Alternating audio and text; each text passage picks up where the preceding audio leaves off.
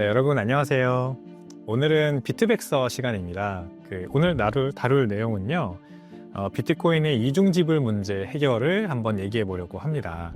이 비트코인이 해결한 굉장히 큰 문제, 인터넷의 난제거든요. 이중지불 문제, 영어로는 더블 스pen딩이라고 합니다. 이게 어떤 문제냐면요, 아주 간단하게 예를 들어 설명드리면, 인터넷은 여러분이 아시다시피 너무 쉽게 모든 것이 복사될 수 있잖아요. 그래서 제가 만약에 중앙 주체를 거치지 않고 누군가에게 돈을 보낼 때 제가 100원을 보냈어요. 근데 그 100원을 안 보낸 것처럼 100원을 다시 보낼 수가 있게 되는 거죠.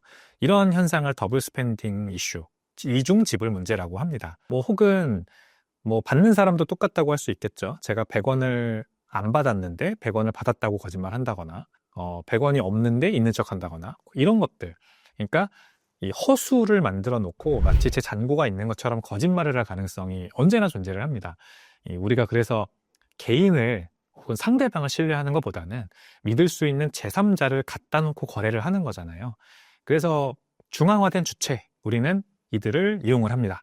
인터넷을 통해서 돈 거래를 할 때 우리가 카카오페이를 쓰면서 다른 사람과 돈 거래를 한다면 카카오라는 회사를 믿는 것이고, 그 카카오라는 회사가 제 잔고가 줄어들고 상대방 잔고가 늘어나고, 또는 상대방이 저한테 돈을 보낼 때는 상대방 잔고가 줄여지고 제가 그만큼 잔고가 늘어나고, 이런 밸런스를 잘 맞춰주기를 다 기대하고 신뢰하는 것이죠. 은행 앱을 쓰신다면 그 은행이 또 은행 앱을 통해서 제 잔고와 다른 사람, 상대방의 잔고가 유기적으로 잘 맞춰지도록 해결해 주길, 처리해 주길 기대를 하는 겁니다. 그래서 신뢰는 이제 제3자에게 완전히 넘어가 있는 것이고, 그 덕에 저희는 편하게 돈 거래를 할 수가 있게 되는 것이죠. 그래서 중앙 주체가 없는 상황에서는 돈 거래를 하기가 상당히 힘듭니다. 근데 이거를 해결해낸 게 바로 비트코인입니다. 이제 블록체인이라는 기술을 활용을 한 것이죠. 어떻게 했냐면, 이 비트코인 블록체인은 먼저 트랜잭션, 제가 여러분들에게 10,000원을 비트코인으로 보낸다. 그러면 여러분들이 바로 10,000원을 받는 게 아닙니다. 그죠? 블록체인에 먼저 제 10,000원이 담깁니다. 제가 여러분들에게 10,000원을 보냈다라고 하는 정보가 블록에 담겨요. 근데 이 블록을 누가 만들어주나요? 채굴자가 만들어주죠. 채굴자들이 멤풀이라고 되어 있는 긴 대기열이 있습니다. 이 대기열에 이제 차곡차곡 쌓여요.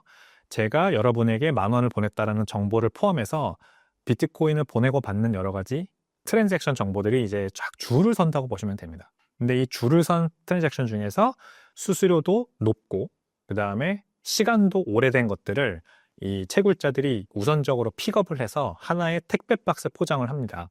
그게 바로 채굴 작업이에요. 택배 박스 포장을 한 트랜잭션 내역들은요, 이제 가장 먼저 니즈의 숫자, 논스라는 것을 찾아낸 채굴자들에게 이 채굴에 대한 권한이 주어지면서 본격적으로 전체 노드들에게 전파가 됩니다.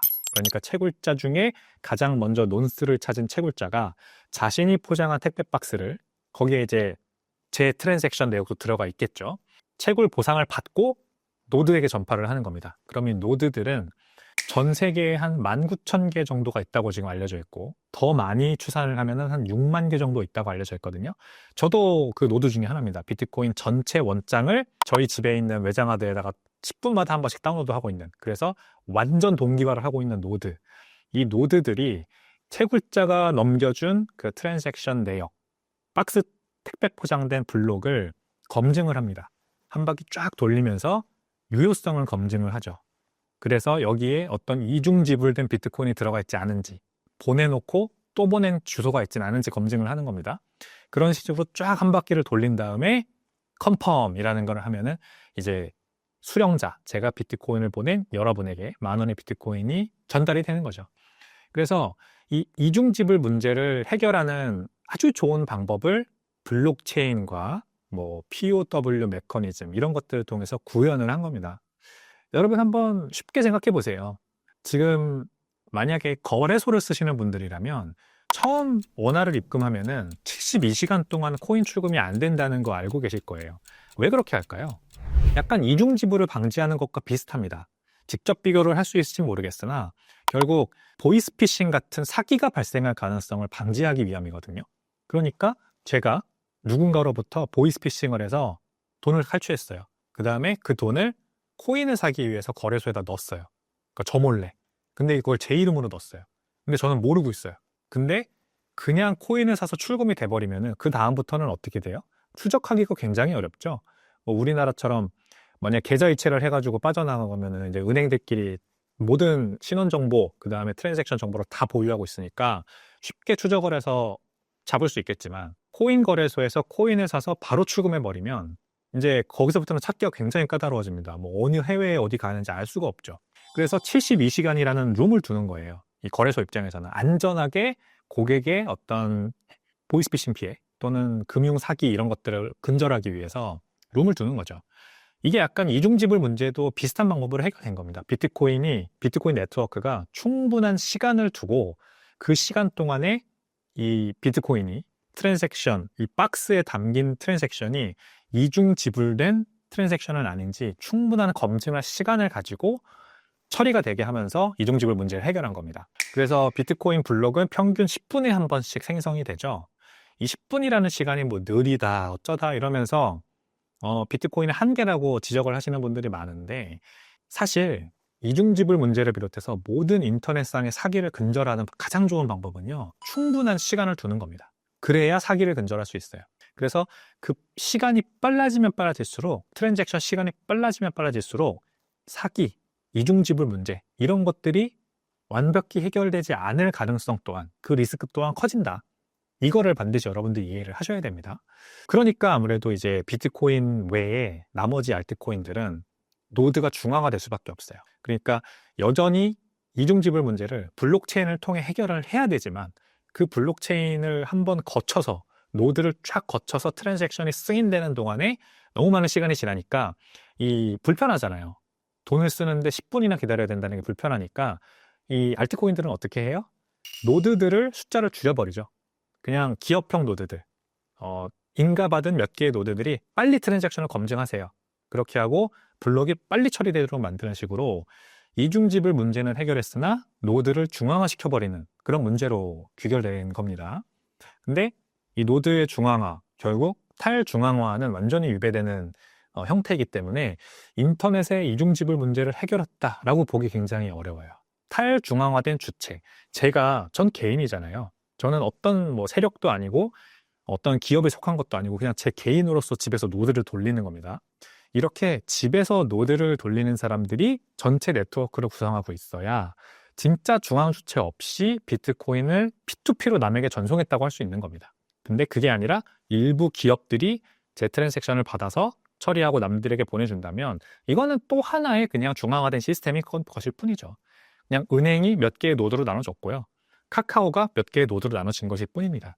그래서 이중지불 문제의 완벽한 해결은 그 네트워크가 얼마나 탈중앙화되어 있냐, 그 노드가 얼마나 개인화, 탈중앙화되어 있냐, 이거에 달려있다라고 이해를 하셔야 돼요. 자, 그래서 결국 이중지불 문제를 해결하는 거는 내가 트랜잭션을 증명하는 겁니다. 블록체인을 통해서 증명하는 거예요. 그죠? 제가 돈을 보낸 주체라면 제가 여러분들께 10,000원의 비트코인을 보냈을 때 스스로 증명할 수 있는 방법이 그전에는 없었다는 거죠. 그래서 중앙 주체가 필요했는데 이제는 비트코인 블록체인이 있어서 여기에 보내면 여기가 알아서 그걸 검증해 주는 거거든요. 거기서 또 굉장히 중요한 게 이제 이 공개 키와 개인 키라는 개념입니다. 제가 제 주소에서 여러분들의 비트코인 주소로 비트코인을 보내는 거는요, 계좌이체랑은 좀 다릅니다. 그죠? 계좌이체는 제 계좌번호를 알면은 여러분들이 제 이름을 알 수 있죠. 여러분 계좌이체 해보시면은 은행 앱에다가 계좌번호, 상대방 계좌번호를 딱 적으면은 그분의 성함이 딱 뜨면서 이분에게 보내는 게 맞나요? 라고 물어보잖아요. 그죠? 이거는 은행이 제 신원정보와 돈을 수령하는 상대방의 신원정보, 이거를 둘 다 알고 있기 때문에 가능한 거거든요. 근데 탈중앙화되어 있는 P2P 네트워크라면 이거는 불가능하죠. 그죠? 제 정보를 비트코인이 알고 있을 수 없죠.